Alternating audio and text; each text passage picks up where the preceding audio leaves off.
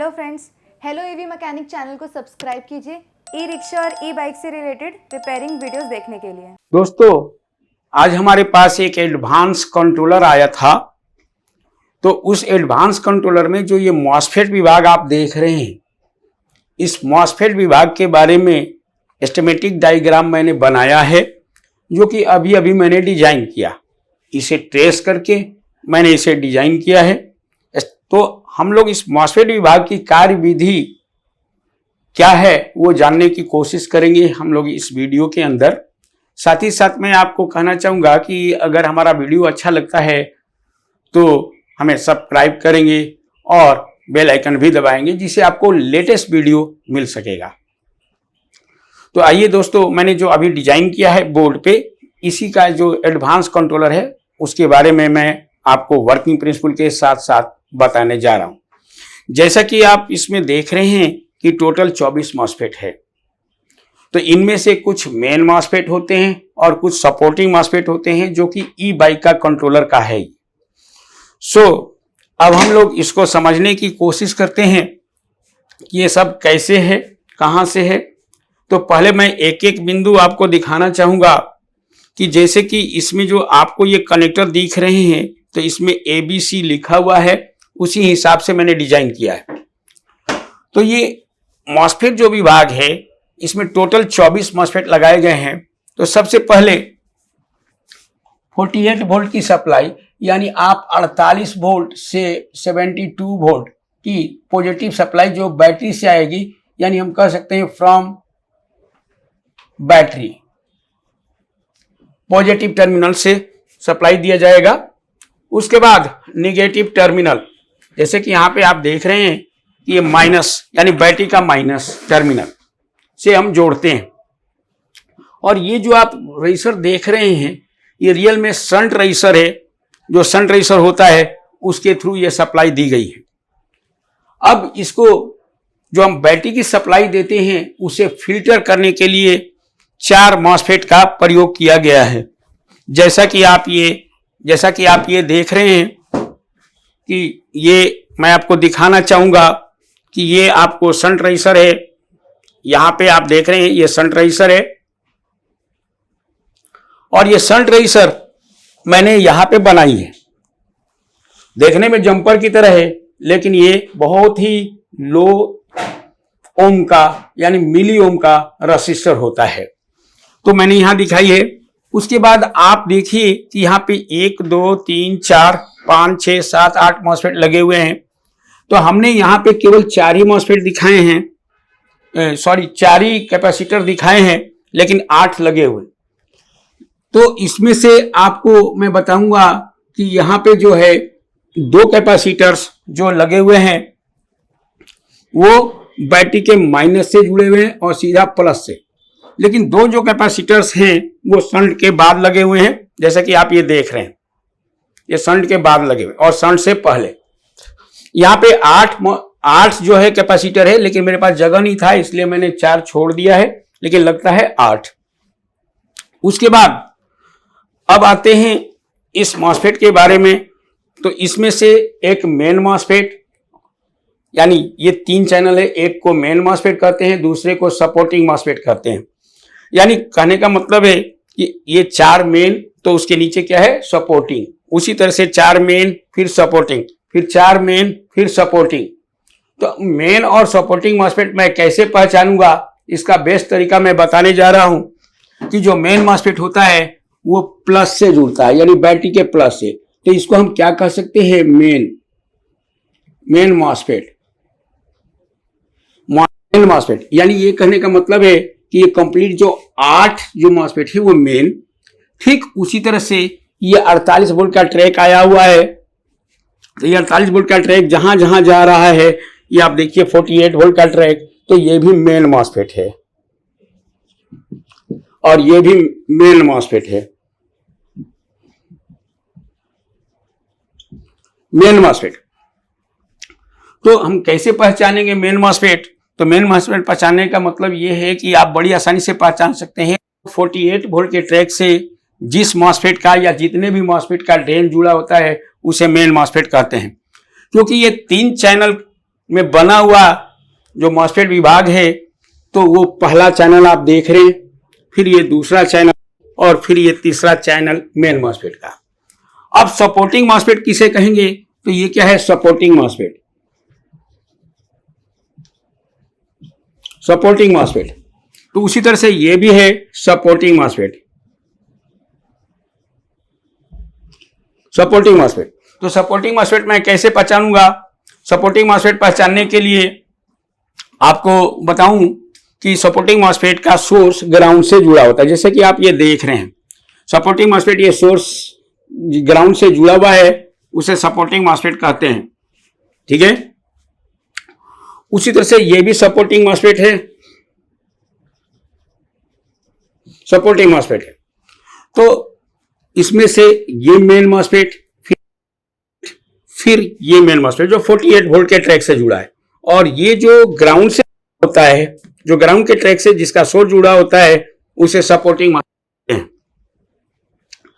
अब इसमें खासियत ये होती है कि ये चारों मेन मॉस्फेट एक एक रजिस्टर के द्वारा जुड़ा है, और फिर लास्ट में उसके सारे ट्रैक को एक साथ जोड़ दिया जाता है, जिसपे हम ड्राइव सिग्नल आता है।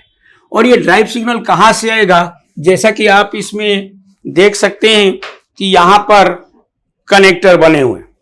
आप अगर ध्यान से देखें तो ये कनेक्टर से जुड़ा हुआ होता है दूसरे बोर्ड से, यानी इस बोर्ड से जुड़ा हुआ है। इसमें ड्राइवर विभाग भी है, तो इसे जोड़ा जाता है, जो कि मैंने यहां पे कनेक्टर बना रखा है। ये कनेक्टर है जो कि 14 पिन की है टोटल। तो इनमें से जो मेन पॉइंट्स है वो मैं अब बताने जा रहा हूं। जैसे कि ड्राइव सिग्नल, तो ड्राइव सिग्नल के लिए जैसे आप अगर गौर से देखें तो जो ये आउटपुट हुआ है इस चैनल का, ए चैनल, बी चैनल और सी चैनल के जो आउटपुट हैं, उसके लिए आपको ड्राइव सिग्नल जो बनाए गए हैं मेन मॉस्फेट का, जो ये यहां से यानी 8, 9, 10 से आउट हुआ है, तो ये ड्राइव सिग्नल आया। ड्राइव सिग्नल जो इस मॉस्फेट को ऑन करेगा। अब और दूसरा जो आप देख रहे हैं, इसके गेट का पल्स आप ये देखिए, इस लाइन को अगर पकड़ के चले तो ये 6 नंबर से आउट हुआ। तो सपोर्टिंग को 6 से और मेन को 10 से आउट कराया गया। तो मैं दोस्तों ये बताना चाहूंगा कि इस पर जो सिग्नल आएगा या वोल्टेज आएगा जो कि एसी के फॉर्म में होता है, वो लगभग आपको 25 वोल्ट तक आ सकता है, जो एसी के फॉर्म में होगा। उसी तरह से इसके गेट पे जो मैक्सिमम वोल्टेज या सिग्नल आता है वो 5 वोल्ट तक हो सकता है। डिपेंड करता है कि आपने एक्सीलेटर कितना घुमाया है, उस हिसाब से यहां पे आएगा वोल्टेज। ठीक उसी तरह से ड्राइव सिग्नल, जैसा कि आप देख रहे हैं कि इस मॉस्फेट का ड्राइव सिग्नल भी इस कनेक्टर से आया हुआ है, जो लोअर चैनल या सपोर्टिंग मॉस्फेट के गेट पे पहुंचा है। तो यहां पे भी लगभग 5 वोल्ट का सिग्नल मैक्सिमम आता है। मैं आपको बोला था कि जैसे आप एक्सीलेटर घुमाएंगे उस हिसाब से ये वोल्टेज मिलता है। उसी तरह से यहां पे भी ड्राइव सिग्नल मिलेगा मेन मॉस्फेट के गेट पे, 0 से लेके 25 वोल्ट तक, मैक्सिमम 25 वोल्ट मैक्सिमम सिग्नल मिलता है। ठीक उसी तरह से इस चैनल पे भी ड्राइव सिग्नल अपर चैनल पे या मेन मॉस्फेट पे आप 0 से 25 वोल्ट तक, 25 वोल्ट तक मिलता है, और सपोर्टिंग पर आपको 0 से 5, जैसे कि यहाँ पे ये सपोर्टिंग का गेट है। साथ ही साथ जब ये मॉस्फेट काम करता है, जैसे मॉस्फेट ये काम करता है तो 1 by 1 करता है, यानी कुछ ऐसा जैसे जब ये काम करेगा, जब इसका गेट हाई होगा तो ड्रेन और सोर्स जुड़ता है एक तरह से, और फिर ये उल्टा जुड़ता है, यानी सोर्स टू ड्रेन। इसीलिए इसे पुश पुल भी कहा जाता है, यानी एक पुश करता है और एक पुल करता है। यानी दूसरे शब्दों में ये कह सकते हैं, एक ऑन होता है, दूसरा ऑफ होता है। तो इस ऑन ऑफ के कारण यहां से वोल्टेज आउट होती है, जो कि मोटर के वायर पे जाता है, जैसे एबीसी वायर पे जाता है, जो यहां पे भी आपको 0 से लेके 25 वोल्ट तक होगा। यानी जीरो का मतलब है कि आपने एक्सीलेटर बिल्कुल नहीं घुमाया है तो यहाँ पे 0 वोल्ट मिलेगा। लेकिन जब एक्सीलेटर धीरे धीरे आप बढ़ाएंगे तो यहाँ से 0 से 25 वोल्ट आउट होने लगेगा।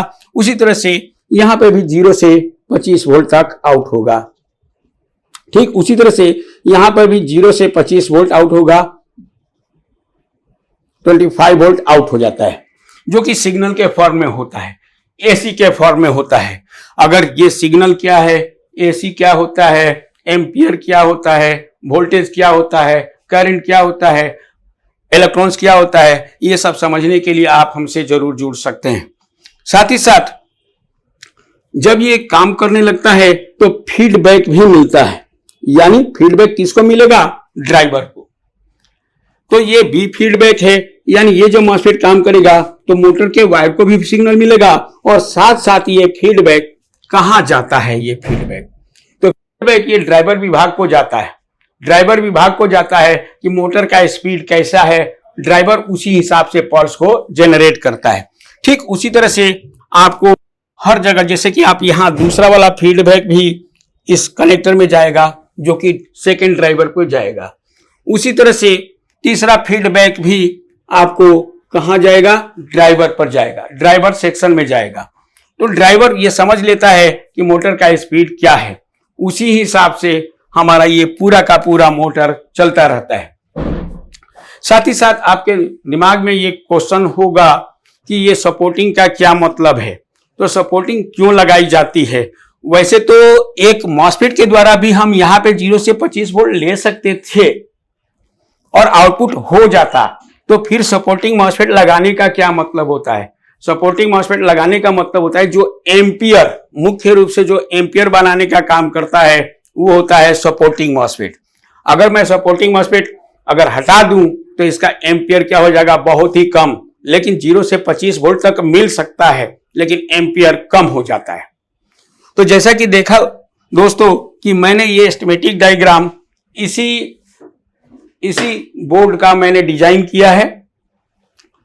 उसी तरह से एडवांस कंट्रोलर है, तो एडवांस कंट्रोलर का मैंने डिजाइन करके इस बोर्ड पे बनाया है और बड़ी जल्दी बनाया है, बहुत ही खूबसूरत नहीं बनाया है, लेकिन क्योंकि यहाँ पे खूबसूरती नहीं, आपको काम आना चाहिए बहुत अच्छा।